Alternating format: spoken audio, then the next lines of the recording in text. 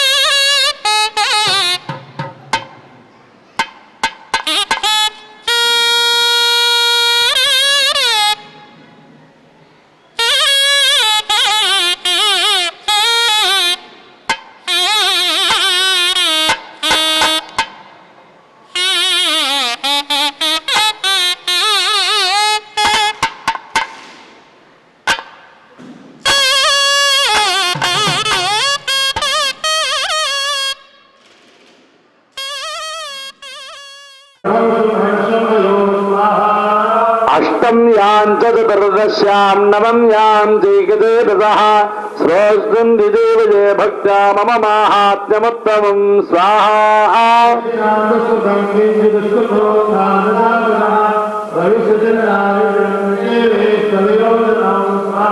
शत्रुतो न भयं तस्रस्सुतो वानराजुतः नगत्रो न लतो यौघात् कदाचित् सम्भविष्यति स्वाहा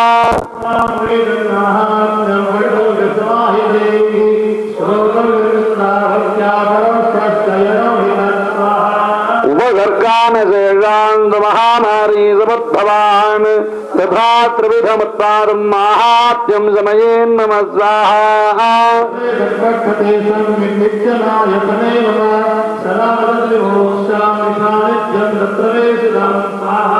बलिप्रदाने पूजायामग्निकार्ये महोत्सवे सर्वं ममेतच्चरितं उच्चार्यं श्राव्यमेव च स्वाहा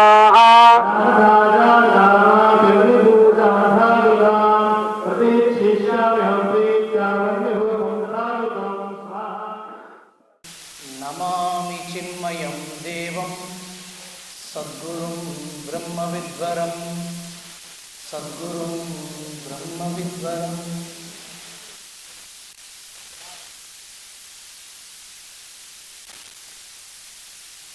समस्त गुरु परंपरेचे साष्टांग नमस्कार.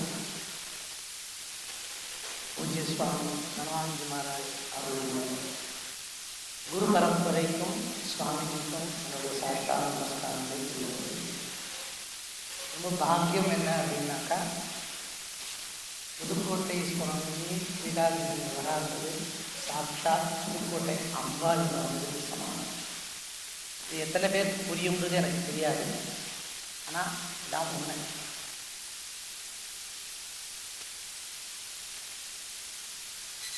இங்கே சுவாமிஜி இங்கே வரணும் அப்படின்னு நான் இந்த 5 நாள் ஹோமம் பண்ணணும்னு சொல்லும் பொழுது நான் சுவாமிகிட்ட கேட்டது ஒரு வார்த்தை, நீங்கள் 5 நாளும் எங்களோட இருக்கணும் சுவாமிஜி. அது சொன்ன, நீ எப்போ போக சொல்கிறீ அப்போ போகிறேன், அது வரைக்கும் முடிய இருக்கேன். அவ்வளோ அன்பு, அந்த அன்புக்கு நிறைய நன்றி கடன் பட்டிருக்கோம் சுவாமி. நீங்கள் வந்தது ரொம்ப நன்றி சுவாமி. நான் ஒரு சின்ன விஷயம் சொல்லி முடிச்சுள்ளேன். வேத பாராயணங்கள் எல்லாம் படித்தனே தவிர எனக்கு சண்டி பாராயணம் படித்ததில்லை. நான் ஒரு 2-3 வருஷத்துக்கு முன்னாடி சண்டி பாராயணம் படிக்கணும்னு நான் சக்கடபுரத்தில் இருக்கும்பொழுது அங்கே இருக்க ஒரு பண்டிகிட்ட உட்காந்து படித்தேன். என்கிட்ட நான் முறைப்படி படிக்கணும்ன்றது படித்தேன். படித்து முடிச்சுட்டு என்ன பண்ணேன்னாக்கா அவன்கிட்ட உட்காந்து சொல்லியிருந்தேன், நாம் ஒரு வாட்டி உட்காந்து பாராயணம் பண்ணணும், 2 பேரும் ஒரு 5 நாளைக்கு பண்ணணும், நீ டைம் கிடைக்கும் போது வா அப்படின்னு சொல்லிட்டு இருந்தேன். வரேன்னா 2 பேருக்கும் சரியில்லைனாரு. கிட்டத்தட்ட 2 வருஷ காலம் ஓடி போச்சு. ஆனால் சுவாமிஜி என்னை கூட்டி இப்போது இங்கே வா, இங்கே பண்ணு, சண்டியோகம் பண்ணலாம் அப்படின்னு சொல்லும்போது நான் மனசில் நினச்சிட்டேன், இந்த வாட்டி நான் வந்து பாராயணம் பண்ணணும்னு. நான் பாராயணம் பண்ணதுக்கு அந்த பர்சனை யார்கிட்ட படித்தேனோ அந்த சின்ன பையன் தான் வர சொன்னேன், நீ வா உட்காந்து 5 நாள் பண்ணு அப்படின்னு சொல்லியிருந்தேன். கரெக்டாக நாளைக்கு காத்தால் ஆரம்பிக்க வரும், அதாவது நேற்று காத்தால் ஆரம்பிக்கும் பொழுது அவன் ராத்திரி, அதுக்கு முன்னாடி ராத்திரி 9 மணிக்கு ஃபோன் பண்ணிவிட்டு எங்கள் ஆற்றுல ஒரு விருத்தியாக எடுத்து வர முடியல அப்படின்ட்டான். ஏடா நமக்கு பாக்கியம் இல்லையா அம்பாள் திருப்பியும் தள்ளி போயிட்டேன் அப்படின்னு நினச்சிட்டே இருக்கேன். அப்போ டக்குன்னு தோணிட்டு எனக்கு துணைக்கு என்னோடய ஆஸ்தானம் ஒரு 25 வருஷமாக எனக்கு கூடிய கிருஷ்ணசர்மாஜி அவர்கள் இருந்துட்டு நிறைய ஹோமங்கள் பெரிய பெரிய கும்பாபிஷேகங்கள் எல்லாம் பண்ணியிருக்கார். அவருடைய குருநாதர் வந்து எல்லாருக்கும் தெரிஞ்சவர், ரொம்ப தெரிஞ்சவர், சேரங்கிற வெங்கட்ராஜ் வாத்தியார், இந்த பரம்பரை பெரிய பரம்பரை. பாக்கியம் என்னென்னா அவர் எதேச்சியாக வந்து கூட இருக்கும்போது சொல்லியிருந்தேன், இந்த சண்டியோகம் நடக்கும் ஒரு 5 நாள் வரும் இருக்கும் அப்படின்னு.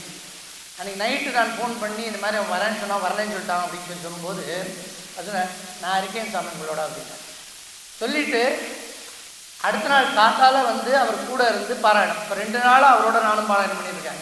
எனக்கு ஒரு பாக்கியம் கிடைச்சிது, பெரிய பாக்கியம். அம்பாவோட அனுகிரகம்னு நான் அதை ஃபீல் பண்ணுறேன். விட்டுடுத்தோ அப்படின்னு நினச்சேன், இல்லைடா நான் உன்னை விடலடான்னு. அது ரொம்ப ஆச்சரியமான ஒரு விஷயம். ஒன்று.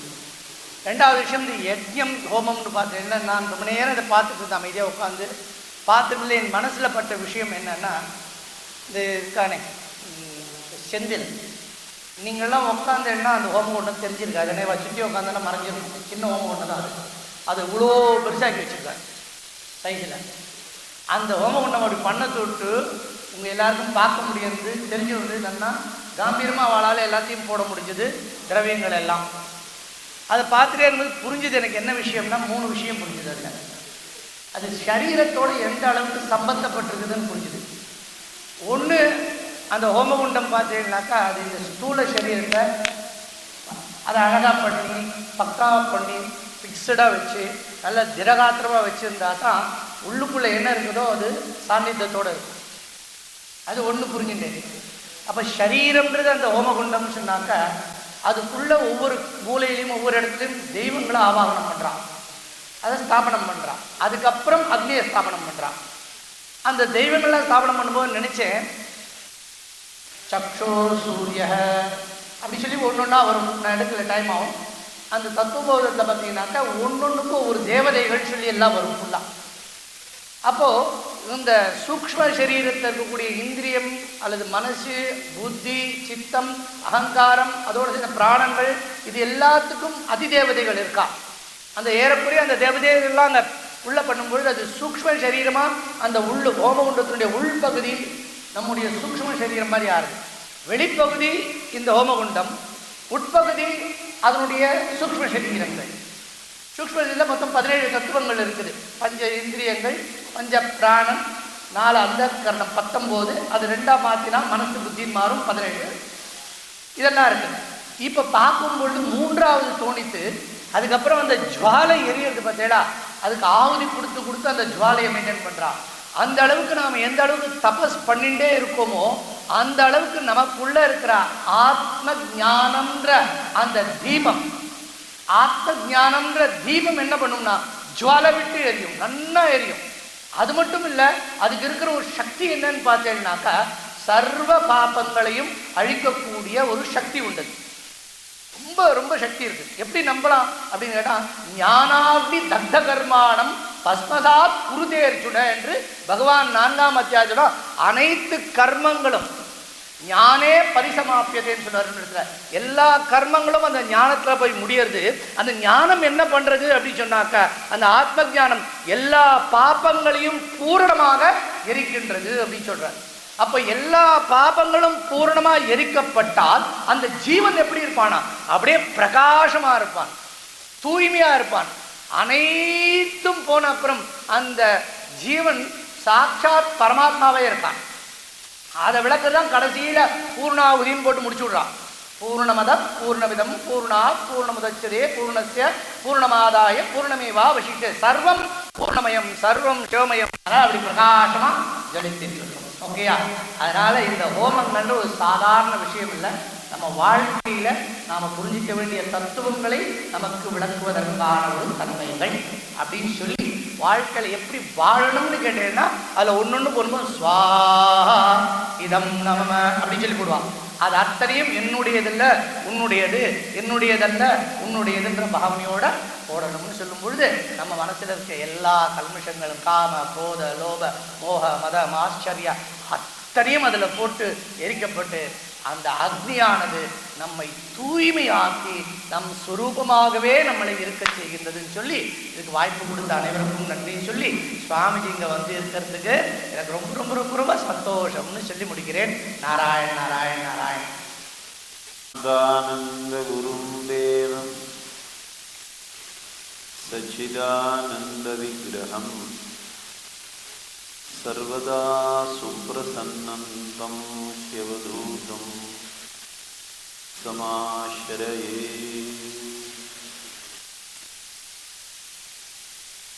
இறைவனுடைய மூச்சுக்காற்று வேதம். அந்த வேதத்தில் ஒவ்வொரு நாளும் நான் தாய் தந்தையரையும் குருவையும் தேவதைகளையும் வழிபடக்கூடிய புண்ணிய தினமாக எனக்கு அமைய வேண்டும் என்று சுதினஞ்சமே அப்படின்னு ஒரு சமக பிரஷ்னத்தில் ஒரு பதமானது இருக்கிறது. அதே மாதிரி இந்த மனித பிறவி எடுப்பதற்கே நாம் நிறையா புண்ணியம் செய்திருக்க வேண்டும். அதுலேயும் இந்த வேதாந்த சிரவணங்கள்லாம் செய்யணும்னா ரொம்ப புண்ணியம் பண்ணணும். மனுஷத்துவம் முமுட்சுத்துவம் மகா புருஷ சம்ஸ்ரயா. மனுஷனா பிறக்கிறது பெரிய புண்ணியம். மோக்தும் இச்சா முமுக்ஷா. முக்திக்கு போகணும்னு ஆசை வர்றது மிகவும் துர்லபம். அதுக்கு ஒரு குரு கிடைச்சி அந்த சாஸ்திரத்தை படிக்கிறது அதை விட துர்லபம். அதனால தான் துர்லபம் மானுஷன் ஜென்மா. இந்த துர்லபமான மானுஷ ஜென்மத்தில் இதெல்லாம் இப்போ சுலபமாக கிடைக்கணும்னு ரிஷி மண்டலங்கள்லாம் நமக்கு அனுகிரகம் செய்து இருக்கக்கூடிய காரணத்தினால, அனைத்து குருமார்களுடைய பரிபூர்ண அனுகிரகத்தினாலையும் இருப்பது ஒன்றுதான், அது இறைவன் தான். அனைத்து குருமார்களுடைய அனுகிரகத்தினாலையும் ஜெகன்மாதா ஸ்ரீ புவனேஸ்வரி தேவியினுடைய திருவருட்கருணையினாலும் இந்த காயத்ரி நிலையம், காயத்ரி மஹால் என்று சொல்லக்கூடிய ஒசூரில் பஞ்சாயத்தன தேவதா மந்திர சகித சண்டி ஹோமம். பொதுவாக பஞ்சமம் காரிய சித்தி அப்படி சொல்லுவார். 5 நாள் நாம் எந்த காரியத்தை செஞ்சாலும் அந்த காரியம் வெற்றி அடையும். இதுக்கு தான் நிலம், நீர், நெருப்பு, காற்று, ஆகாயம்னு பஞ்சபூதங்கள் மூலமாக நம்மளெல்லாம் ஏற்படுத்தியிருக்கார். சுவாமிகள் தைத்திரி உபநிஷத் பாடங்கள்லாம் சொல்லியிருப்பார். அதனால் இந்த பஞ்சாயத்தன வழிபாட்டையே அருவ வழிபாடாக தான் நம்ம வீட்டிலலாம் நம்ம செஞ்சுன்னு வந்தோம் ரொம்ப நாள் முன்னாடி. சோனபத்ரம், ஸ்படிகம், அர்த்தஸ்படிகம், அதுக்கப்புறமா ஸ்வர்ணமுகி கல், அப்புறமா வெண்டக்கி நதியில் கிடைக்கக்கூடிய சாலகிராம கல், நர்மதா பானலிங்கம் அல்லது ஸ்படிகலிங்கம், இது 5ஐயும் பஞ்சாயத்தன வழிபாடு செய்து வந்தோம். இன்னும் பல வீடுகளில் அந்த ஒரு பூஜா போட்டியில் அருவமான ஒரு உபாசன முறையானது இருக்கிறது. சுப்பிரமணிய வழிபாடு வருஷத்துக்கு ஒரு முறை செய்வார்கள். சில பேர் வீட்டில் வேல் வைத்து அல்லது நாகர் வைத்து வழிபாடுகள் செய்வார்கள். அவ்வழியிலே நாம் பார்க்க போனோமேயானால் மகரிஷிகளுடைய பரிபூர்ண அனுகிரகம் நமக்கு இருந்தால்தான் இந்த மாதிரி ஒரு பூஜா ஹோம வழிபாட்டு காரியங்களில் பங்கு கொள்ள முடியும். நாம் ஒவ்வொருத்தரும் பிறக்கும் பொழுதே ரிஷிகடன், தேவகடன், பிதர்கடன், பஞ்ச மகா யஜ்யங்கள் செய்வதற்காகத்தான் இந்த சரீரமானது நமக்கு கொடுக்கப்பட்டுள்ளது. ஒரு சில பேருக்கு சின்ன வயசுலேயே ஒரு ஞானமானது ஏற்பட்டு குரு அனுகிரகம் இருந்ததேயானால் அவர்கள் சிறு வயதிலேயே துறவியாக அவர்கள் இருக்கிற மட்டும் வாழ்வதற்காக தேவையான ஒரு பழக்க வழக்கங்களை கொண்டு எல்லோருக்கும் நல் உபதேசங்களை செய்து வரக்கூடிய ஒரு பாக்கியத்தை அருளியுள்ளார்கள். இப்போ சொடக்கிற நேரத்தில் கூட எங்கேயோ ஒரு சித்தரோ ரிஷியோ ஒரு முனிவரோ ஏதோ ஒரு ஆஸ்பத்திரியில் பிறந்திருக்கலாம். இன்றைக்கி வீட்டு பிரசவமெல்லாம் இல்லை. அதனால் ஏதோ ஒரு இப்படி சொடக்கிற நேரத்தில் ஒரு குழந்தை உலகத்துக்காக எங்கேயாவது அவதரிச்சு. அதனால் இது அத்தனையுமே குருமார்களுடைய சம்பிரதாயம். பகவான் கீதையில் சொன்ன மாதிரி ஏவம் பரம்பரா பிராப்தம் இமம் ராஜரிஷயோ விது ஈஸ்வரர் சர்வபூதானாம் ஹிருதேஷேர்ஜுன திஷ்டதி பிராமயன் சர்வபூதானி யந்திராரூடானி மாயையா. ஈஸ்வரன் ஒருவன் தான் நம்மளை ஒரு இயக்கி கொண்டு இருக்கிறார். அதில் எந்தவித சந்தேகமும் இல்லை. நம்மளுடைய வாழ்க்கையில் சுகமும் துக்கமும் மாறி மாறி வருகிறது.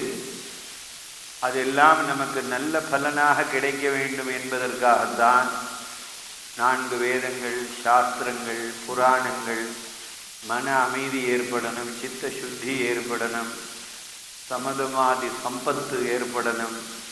அப்புறமா இவன் சமித்வாணி ஸ்ரோத்ரியம் பிரம்மதத் விஜானார்த்தம் சகுருமேவாபிகச்சேத் சமித்வாணி ஸ்ரோத்ரியம் பிரம்மனிஷ்டம். அப்புறமா ஒரு குருவை சரணடைஞ்சு வேதாந்தங்கள்லாம் படித்து ஞானத்துக்கு போகணும் என்று சாஸ்திரங்கள்லாம் சொல்லியிருக்கிறார்கள். அவ்வழியிலே மார்க்கண்டேய புராணத்தில் நடுநாயகமாக அமைந்திருக்கக்கூடிய தேவி மகாத்மியம் என்று போற்றக்கூடிய சப்தசதி என்று சொல்லக்கூடிய 700 மந்திரங்கள் இந்த இடத்துல ஹோமமானது 5 நாட்களும் நடக்கிறது. பூஜனீய விசேஷேன கலவு சண்டி விநாயகவு என்று உடனடியாக பலனை கொடுக்கக்கூடிய இந்த கலியுகத்தில் 2 தெய்வங்கள் இருக்கின்றன என்று சொன்னோமே. ஆனால் ஒன்று மகாகணபதி, மற்றொன்று சண்டிகா பரமேஸ்வரி. அந்த சண்டி ஹோம மந்திரங்களில் ரிக்வேதம், யஜுர்வேதம், சாமவேதம் என்று 13 அத்தியாயங்களாக பிரித்து பூஜா மார்க்கங்களை அதர்வண வேத துல்லியமாக பிரித்து சதுர்வேத சாரபூதமாக இந்த சண்டி ஹோமத்தை மகரிஷிகள் நமக்காக வழங்கியுள்ளார்கள். அது அடியனுடைய சத்குருநாதர் 1956ஆம் ஆண்டு முதல் ஜட்ஜி சுவாமிகள் அதிஷ்டானத்தில் தொடர்ந்து இதே மாதிரி 27 நாள், 108 நாள், 48 நாள் தொடர்ந்து செய்து வைத்து வந்திருக்கிறார்கள். அவ்வழியிலே அவருடைய ஆசீர்வாதத்தினாலே 36 வருஷ காலமாக நாங்களும் நிறைய இடத்துல செஞ்சுருவோம். இங்கே சுவாமிகள் இந்த வருடம் சாதுர்மாசத்துக்கு கண்டிப்பாக நீங்கள் புதுக்கோட்டை வரணும்.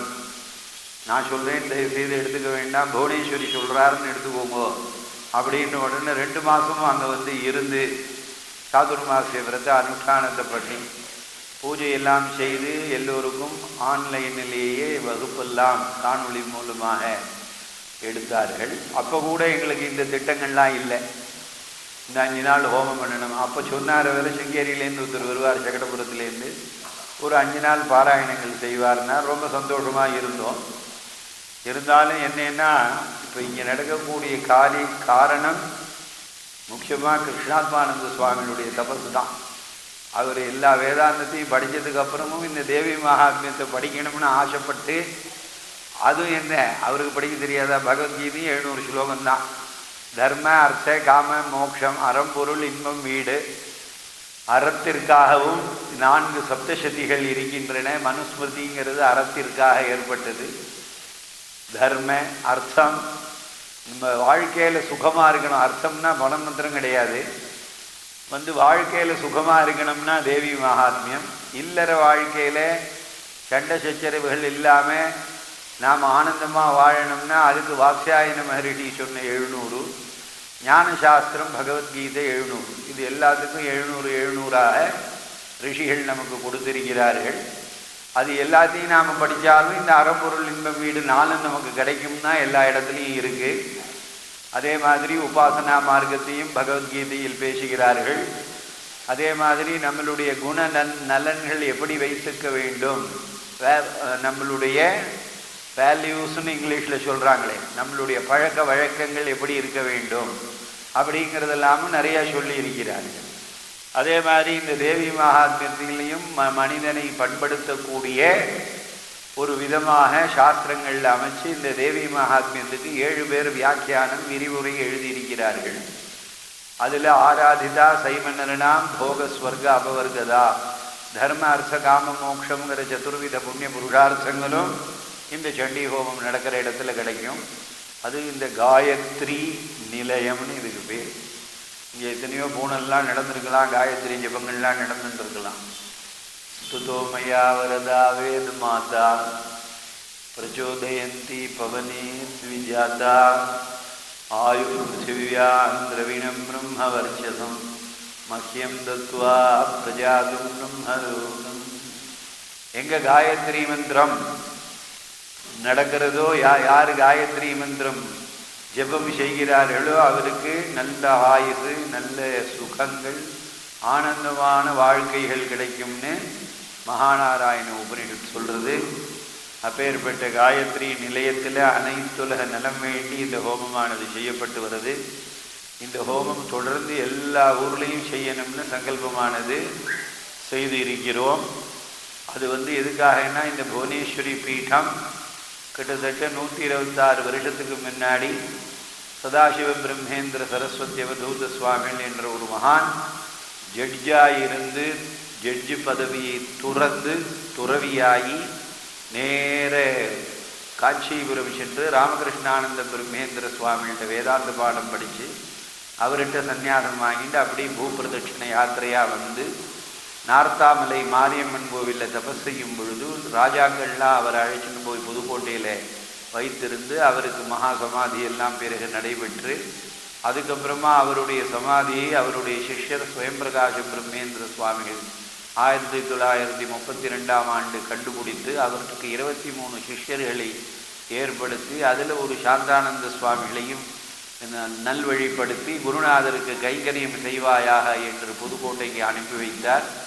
அவர் அங்கே நிறையா நாள் இருந்து தபஸ் செய்து அதுக்கப்புறமா 1956 ஒரு புவனேஸ்வரிக்கு சித்திரப்பட்டம் எழுதி கோட்டி அர்ச்சனை பண்ணினார். அப்போ எழுதின படம் இந்த ஒசூரில் உத்தராத்தில் இருக்குன்னு சுவாமி சொன்னார். அதனால் என்னென்னா எல்லாமே ஒன்றுக்கு ஒன்றும் பூர்வ ஜென்ம சம்பந்தம் இருக்குது. அந்த சம்பந்தம் இருக்கிறதுனால தான் இந்த நல்ல காரியம் நடக்கிறது. அந்த 56ஆம் ஆண்டு கோட்டி அர்ச்சனை முடிஞ்ச உடனே சாந்தானந்த சுவாமிகள், ஏன்னா அப்பயே எல்லாரும் சந்தியாவதனங்கள்லாம் சந்தியாவதனம் பண்ணால் மாத்தியானியம் பண்ண முடியலங்கிற காலம் வந்துடுது. 1956 எல்லாம் பேண்ட மாட்டின்ட்டு நம்மெல்லாம் உங்களுக்கு வேலைக்கு போக ஆரம்பித்தாச்சு. அதனால எல்லோருக்கும் இன்பம் கிடைக்கணுங்கிறதுக்காக மகரிஷிகள் வழிவகுத்து கொடுக்கப்பட்ட மூல மந்திரங்கள் அனைத்தையும் ஹோமம் பண்ணிட்டு வந்தார். அதில் இந்த சண்டி ஹோமத்தை பிரதானமாக செய்தார்கள். அதுக்கப்புறமா 1936ஆம் ஆண்டு ஜட்ஜு சுவாமிகளுடைய சிஷ்யரே ஜட்ஜு சுவாமிகள் அதிஷ்டானத்துக்கு கும்பாபிஷேகம் செய்தார். 1962ஆம் ஆண்டு ஜெகன்மாதா புவனேஸ்வரி பிரதிஷ்டையாகி கும்பாபிஷேகமாச்சு. அதுக்கப்புறமா 77 ஒரு கும்பாபிஷேகமாச்சு. 1992 நான் சாந்தானந்த சுவாமிகளோடு சேர்ந்து அந்த கும்பாபிஷேகத்தை செய்தோம். 2014 ஒரு கும்பாபிஷேகமாச்சு. அதுக்கப்புறம் இப்போ 2025 ஒரு கும்பாபிஷேகம் செய்வதற்காக தான் அது பிரச்சாரமும் நடக்கணும், அதே சமயத்தில் இந்த ஹோமங்களும் நடக்கணும் தொடர்ந்து. அப்படிங்கிறதுக்காக தான் இங்கே 5 நாட்கள் ஏற்பாடு செய்திருக்கிறோம்.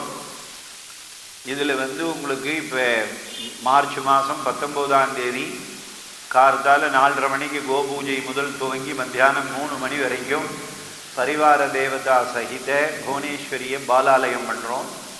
ஜூன் மாதம் 1, 2, 3, 4, 5 நாட்களுக்கு 10 கால விசேஷ பூஜைகள் செய்து 8 கால ஹோமங்கள் செய்து மகா கும்பாபிஷேகம் நடக்கிறது. 6/6/1962 புவனேஸ்வரி பிரதிஷ்டையாச்சு. 5/6/2025 நாமெல்லாம் சேர்ந்து கும்பாபிஷேகம் பண்ணுறோம். அது எப்படி பண்ணுறோம்னா, தர்ம சம்வர்தனி கோவில் எப்படி இருக்கோ அதே மாதிரி புவனேஸ்வரி க்ஷேத்திரமானது 13,100 சதுரடியில் கல்ஹாரமாக அமைக்கப்பட்டுள்ளது. அது சின்ன சின்ன வீடியோலாம் இருக்குது, எல்லாருக்கும் தரோம், நாங்கள் பாருங்கள். 96 தூண்கள், ஒவ்வொரு தூண்லேயும் 8 தேவதைகள், 950 தேவதைகள் இருக்குது. 63 பாவை விளக்குகள் இருக்குது. அதுக்கப்புறமா தொடர்ந்து அபீஷ்டவரத மகாகணபதி, பஞ்சமுக ஹேரம்ப கணபதி, பஞ்சமுக ஆஞ்சநேயர், பஞ்சமுகத்தோடு கூடிய விஸ்வகர்மா தேவத்தச்சனோட, அப்புறம் ஞானஸ்கந்த முருகர், குருபீட்டம், தட்சிணாமூர்த்தி, தட்சிண காளிகா தேவி, சுர்ணாகர்ஷண பைரவர், தன்வந்தரி மகாவிஷ்ணு, காசி விஸ்வநாத பஞ்சகம், அப்புறம் ஜட்ஜி சுவாமிகளுக்கு அணுக்க தொண்டரான கைவல்யானந்த அவதூத சுவாமிகள், அதுக்கப்புறம் ஜட்ஜி சுவாமிகள் சன்னிதானம், ஜெகன்மாதா புவனேஸ்வரி, மகாமேரு ஜெகன்மாதா புவனேஸ்வரிக்கு நேர அஷ்டாதச பஜு மகாலட்சுமி துர்காதேவி, அதுக்கு பக்கத்தில் சுவாமிகள் செய்த இடத்துல சாந்தானந்த சுவாமிகள் தொடர்ந்து ஹோமம் பண்ணின இடத்துலையே ஹோமகுண்டத்தையும் அமைத்து, கிழக்கு வாயிலில் கோபுரம் அமைத்து 4 துவாரங்கள் அமைத்து அந்த பணியானது முடிஞ்சாச்சு. இப்போ மேலே கொஞ்சம் அந்த வெதரிங் கோர்ஸு, அதுக்கப்புறம் ஒளி அமைப்பெல்லாம் நடந்து கொண்டு இருக்கிறது. அதனால் ஒரு தேவலோகத்தில் எப்படி கும்பாபிஷேகங்கள் நடந்ததோ அது மாதிரி நாம் ஜெகன்மாதா புவனேஸ்வரிக்கு கும்பாபிஷேகம் பண்ணணும்னு தீர்மானம் செய்து நிறைய வேலைகள் செய்து கொண்டு இருக்கிறோம். எல்லோரும் நீங்கள் அனைவரும் அதில் பங்கு கொண்டு அந்த கும்பாபிஷேகத்துக்கு இருந்து தரிசனம் செய்து, அந்த கும்பாபிஷேகம் முடித்த மறுநாள்லேருந்து 48 நாளைக்கு தொடர்ந்து புவனேஸ்வரி மூலமந்திர செய்த சண்டி ஹோமம் நடக்கிறது. அந்த மண்டலாபிஷேகம் முடிஞ்ச உடனே 3 வருஷ காலம் புவனேஸ்வரி கோட்டி ஹோமம் நடக்கும். புவனேஸ்வரி மூலமந்திர ஹோமம் 3 வருஷ காலம் இடைவிடாமல் காலை வேளையில் மாலை வேளையில் இதே மாதிரி சண்டி ஹோமம் 3 வருஷம் நடக்குது. இந்த தேவி மகாத்மியத்தில் கடைசி அத்தியாயத்தில் ஏவம் சமாராதயதோ ஸ்திரிபிர்வருஷைர் யதாத்மனோஹோ பரிதுஷ்டா ஜெகந்தாத்ரி பிரத்யக்ஷம் பிராகச்சண்டிகா என்ற ஸ்லோகம் மந்திரத்துக்கு இணங்க 3 வருஷ காலம் அங்கே ஹோமம் நடக்க போகிறது. எல்லோரும் எப்பப்போ வர முடியுமோ அங்கே இருந்து அனைத்து குருநாதர்களுடைய அனுகிரகத்தையும், சத்குரு சாந்தானந்த சுவாமிகளுடைய அனுகிரகத்தையும், ஜெகன்மாதா புவனேஸ்வரி தேவியினுடைய அனுகிரகத்தையும் பெற்று சுகானந்த சுகவாழ்வு வாழ வேண்டும் என்று பிரார்த்தனை செய்து கொண்டு, பூர்ணாகுதி முடிஞ்ச உடனே பிரார்த்தனை நடக்கும். பிரார்த்தனை நடந்த உடனே எல்லாருக்கும் பிரசாதம் வழங்குவார்கள். ஜெய் குருதத்தா, ஸ்ரீ குருதத்தா, குருதேவ தத்தா, ஜெய் புவனேஸ்வரி.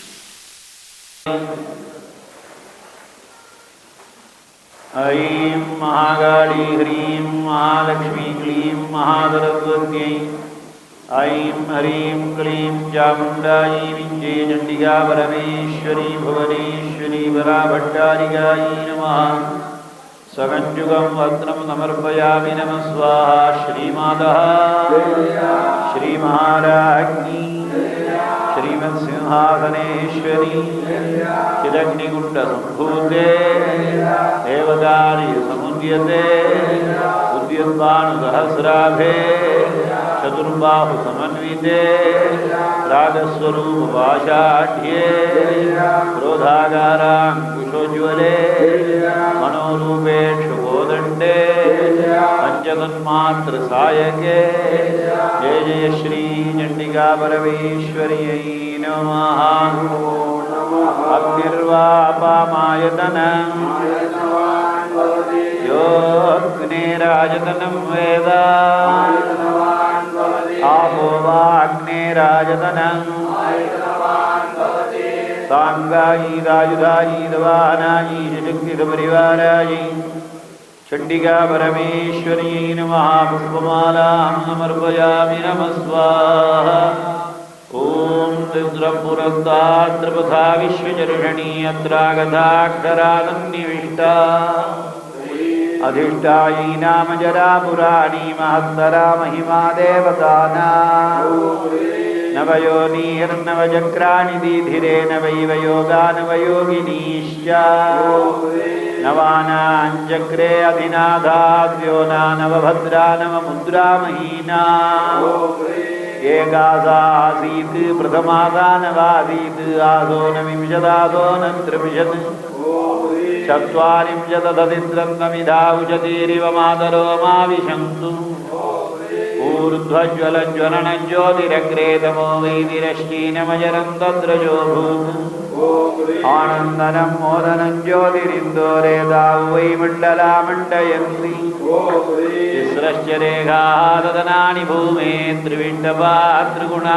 त्रिप्रकाशा एतत्पुरं पूरकं पूरकानामत्र प्रथेदे मदनो मदन्या मदन्तिका मानिनी मङ्गलाय सुभगाय सा सुन्दरी शुद्धमत्ता लज्जामतिन्दुण्डिरिष्टाय पुष्टा लक्ष्मीरुमा ललिता लालभक्ति इमां विज्ञाय सुधया मदन्ति परिश्रुतात् तर्पयन्त स्वपीठा नागस्य वृद्धे महतो वदन्ति परं धावत्रैपुरं चाविशन्ति कामो योनिः कमला वज्रपाणिर्गुहा मातरिश्वा प्रविन्द्रः पुनर्गुहा सकला मायया च पुरुच्छीषा विश्वमातादिविद्यु पूर्णाहुतिमुत्तमां जुहोति सर्वं वै सर्वमेवाप्नोति अस्यामेव प्रतिष्ठति दाङ्गायी दाजुधायी दवाहनायी शक्तिदपरिवारायी सर्वमन्त्रात्मिकायी सर्वयन्त्रात्मिकायी सर्वतन्त्रात्मिकायी परिपूर्णानुग्रहक्षिप्रप्रदादिन्यै ऐं महाकाली ह्रीं महालक्ष्मी क्लीं महासरस्वती ऐं ह्रीं क्लीं चामुण्डायै विञ्चे चण्डिका परमेश्वरी भुवनेश्वरी परा भट्टारिकायै नमो नमः गन्धपुष्पाक्षतकुङ्कुमफलताम्बूलसहिता आज्यावदिग्धां महाहुतिं महापूर्णाहुतिं समर्पयामि नमः स्वाहा गणेश इतः पूर्वं प्राणबुद्धिदेहधर्माधिकारतः जागृत्स्वप्नदुडुप्यबद्धात्मनसा वाचा कर्मणा हस्तादुग्धमयद्गतं तत्सर्वं ब्रह्मार्पणं भवतु स्वाहा इदानीमग्निस्थम् आवाहितं सकलदेवः ॐ ऐं ह्रीं क्लीं चामुण्डायै विञ्चे नमो नमः नानाविधपरिमलपत्रपुष्पाणि समर्पयामि धूपदीपौ समर्प्य नैवेद्यञ्च समर्प्य श्रीकाली நம்மை அறியாமை இருளிலிருந்து காப்பாற்றட்டும் இந்த பிறவியிலேயே ஸ்ரீ வித்யா ஞானம் பெற்று வாழ்வு பயனுடையதாக ஸ்ரீ மகாத்ரிபுர சுந்தரி அருள் செய்யட்டும் ஆணவம் கர்மம் மாயை அழிந்து ஞானம் பெற ஸ்ரீ திரிபுர பைரவி அருள் புரியட்டும் வாழ்வின் துன்பமெல்லாம் ஸ்ரீ தூமாவதி அருளால் மறையட்டும் பிறவி பெருங்கடலை எளிதில் கடந்திட ஸ்ரீ தாராம்பிகை அருள் புரியட்டும் சகல செல்வங்களும் ஸ்ரீ புவனேஸ்வரி அருளால் கிடைக்கட்டும் ஐம்புலன்களும் மனமும் அடங்கிட சஷ்டி தேவியாகிய ஸ்ரீ சின்னமஸ்தா அருள் புரியட்டும் அருள் செய்யட்டும் எதிரிகளின் சூழ்ச்சியை ஸ்தம்பிக்கச் செய்து ஸ்ரீ பகலாமுகி தர்மம் வெல்ல ரட்சிக்கட்டும் வாழ்வில் அஷ்ட ஐஸ்வர்யங்களும் நிறைந்து வறுமை கடன் அற்ற செல்வச் செழிப்பினை வழங்கி எல்லோரும் எல்லாமும் பெற்று சமத்துவத்தோடும் சாந்தி சமாதானத்தோடும் உலகமே அமைதியின் பூங்காவாக திகழ்ந்திட ஸ்ரீ கமலதாரிணி அருள் பூர்ணமாக நிறையட்டும் இந்த 10 பிரார்த்தனைகளையும் அகில உலகிற்கும் அன்னையான ஸ்ரீ புவனேஸ்வரி வடிவம் கொண்ட ஸ்ரீ பராஷோடசி தேவி நிறைவேற்றி அருள் செய்யட்டும் எல்லா சுகினோ பவந்து இன்பமே சூழ்க எல்லோரும் வாழ்க இன்பமே சூழ்க எல்லோரும் வாழ்க இன்பமே சூழ்க எல்லோரும் வாழ்க ஓம் சாந்தி சாந்தி சாந்தி சாங்கிரண்யேஷ்யாய ஜதே இமான் ஜனதாம் சம்ருண்ணானீதி द्वादशारत्नीरशना भवति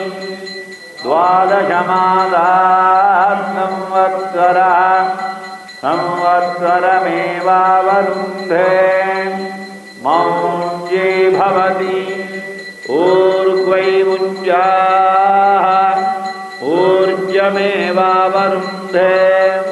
चित्रानक्षत्रं भवति चित्रं वा एतत्कर्म यदश्वमेधः समृद्ध्यै गणेशस्कन्दजननी मातङ्गी भुवनेश्वरी भद्रकाली नमस्तुभ्यं रामं